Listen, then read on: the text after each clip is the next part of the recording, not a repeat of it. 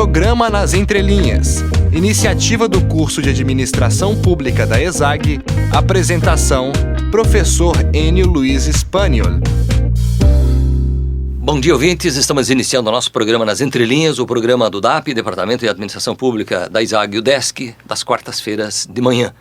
Hoje o programa está ao encargo de alunos do 8º termo do curso de Administração Pública da ESAG e UDESC, sob a coordenação da professora Paula Schomer. Quem apresenta o programa é Márnio Graciosa e Vanessa Aparecida da Silva.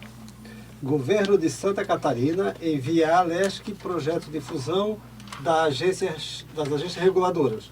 Projeto do Executivo prevê criação da ARESC, junção da AGESC com a AGESAN.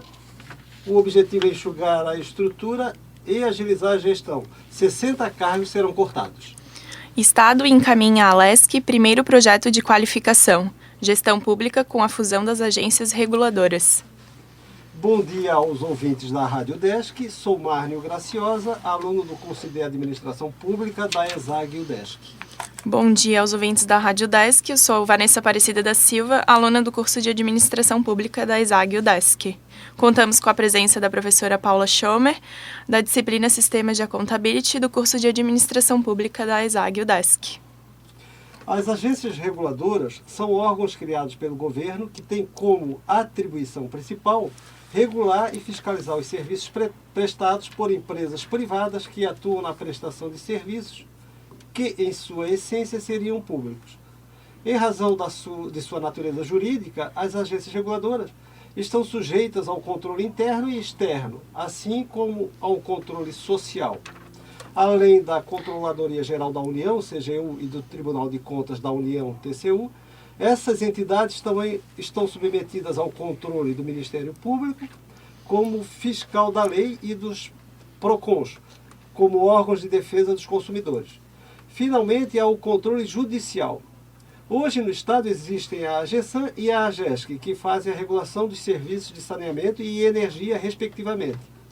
Sendo que está tramitando na Assembleia Legislativa um projeto de lei que visa a fusão das duas agências.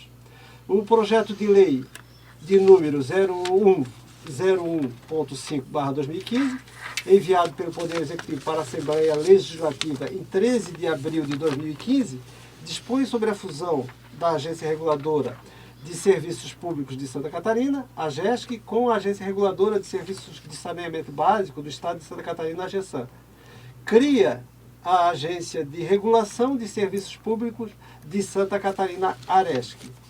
A nova Agência de Regulação de Serviços Públicos de Santa Catarina, ARESC, autarquia especial vinculada à Secretaria de Estado do Desenvolvimento Econômico Sustentável, caracterizada pela autonomia administrativa, financeira, técnica, patrimonial e de estabilidade dos mandatos de seus dirigentes. Bom, na vasta bibliografia sobre o controle social no Brasil, sobressai o conceito utilizado pela Rede Brasileira de Informação e Documentação sobre a Infância e Adolescência, REBEDIA, para a qual controle social é a capacidade que tem a sociedade organizada de intervir nas políticas públicas, interagindo com o Estado na definição de prioridades e na elaboração de plano de ação do município, Estado ou governo federal. O controle das agências tem um caráter distinto. Ele está voltado muito mais para a natureza das deliberações de seus agentes do que para o acompanhamento dos recursos empregados na execução das políticas públicas. Neste sentido, gostaríamos de conhecer como se caracteriza a regulação em Santa Catarina, iniciando a sessão de perguntas. Nosso convidado é o Gilberto Cavedon, analista técnico em gestão de fiscalização e regulação da Agência Reguladora dos Serviços Públicos de Santa Catarina, a AGESC. E o Gilberto é graduado em Administração pela ESAG e UDESC em 2003 e com pós-graduação nível de especialização em Estudos Estratégicos em Administração Pública pela Fundação NA em 2012.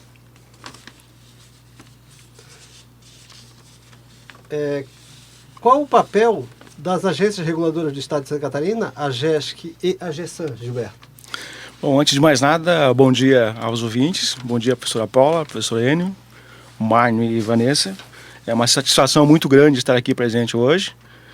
E falar sobre regulação é algo que é importante para todo cidadão usuário.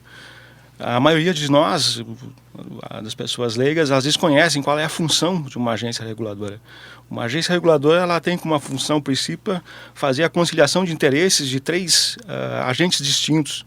O poder público, que normalmente é o poder concedente, as empresas concessionárias, que vão executar o serviço, e o cidadão, que é o usuário final da prestação de serviço.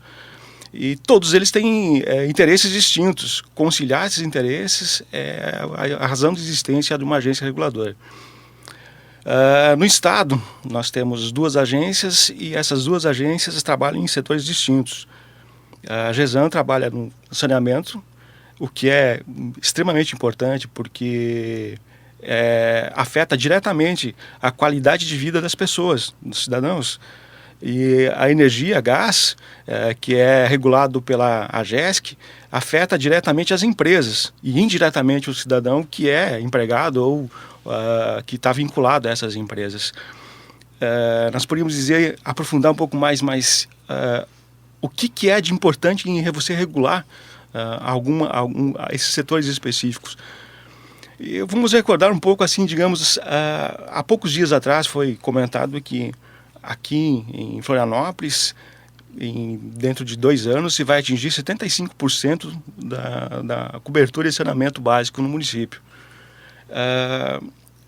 Para nós, é algo assim, poxa, 75%, nós estamos em 2015, e daqui a 2 anos a gente vai atingir 75%. Para a maioria das pessoas, não se dá nem importância com relação a isso. Para o gestor público, ele vai, como aconteceu, foi comemorado, 75%, excelente. A pergunta para alguém que trabalha na área de regulação é, ok, qual é a meta, qual era a meta? Qual é a previsão de a gente atingir 99%? Porque 100% é impossível, mas 99%. Para quando que a gente pretende atingir isso? Existem mais critérios que são envolvidos nisso, e é só no saneamento básico. Por exemplo, quem é que garante que cloro seja o melhor ingrediente a ser utilizado, que afeta a saúde das pessoas? Por que nós ainda utilizamos flúor no sistema de água? Existem diversos países que já não utilizam mais. Por que nós continuamos com isso? Isso sim é parte da regulação.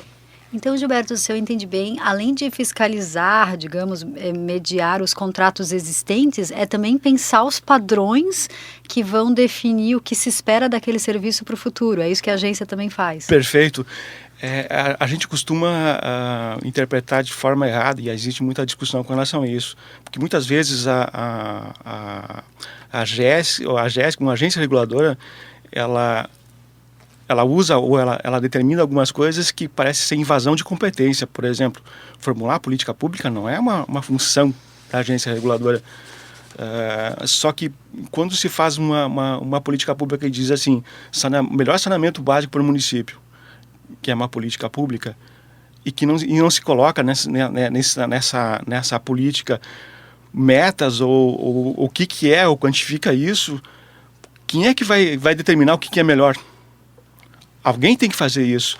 Talvez não seja nem a regulação, mas cabe à regulação pesquisar e promover a discussão e proporcionar alternativas. Gerar o debate para que se tome... ver o que é possível fazer. Exato. Com os recursos que se tem.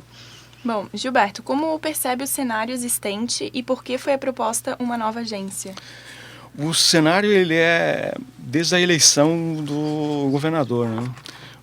Se a gente notar os pronunciamentos do governador, o Colombo, desde que tomou posse nos primeiros dias, ele já tinha a intenção, ele pelo menos se manifestou, dizendo que queria rever a estrutura do Estado, queria tornar o Estado mais enxuto.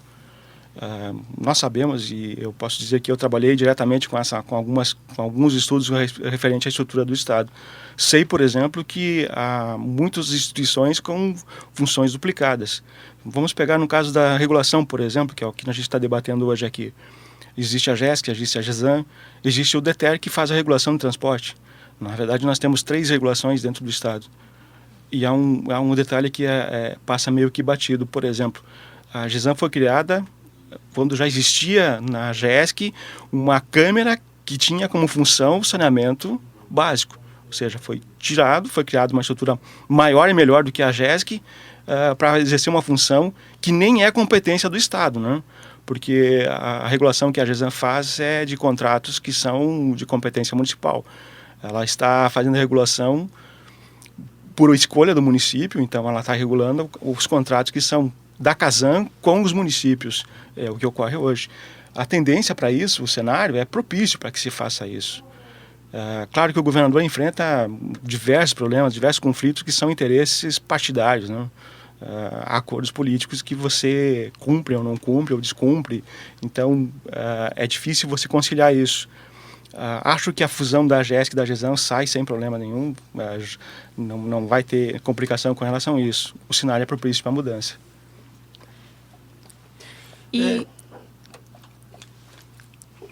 Como está o andamento do projeto de lei que está na Assembleia desde abril? Pois o projeto de lei, ele desde abril já teria dado tempo suficiente para que fosse votado, pelo menos passado pelas comissões. Ele está na primeira comissão, que é a Comissão de Justiça e Cidadania, e vem sendo truncado.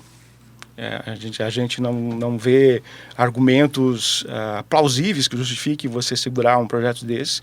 É algo como se discutir assim, seria justo para o Estado, ou seria válido, ou seria adequado para o Estado ter diversas secretarias da saúde, uma para cada tipo de especialidade médica, ou talvez mais adiante, seria adequado ter diversas secretarias da Fazenda, uma para cada tipo de tributo.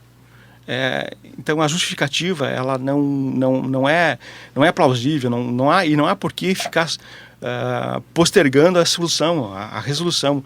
Um governador não pode ficar obrigado a se submeter a uma coisa que está errada só porque ele tem que defender um lado político ou porque tem que se manter cargos políticos. Acho que aí é uma posição mais realista das pessoas que pensam o bem da sociedade.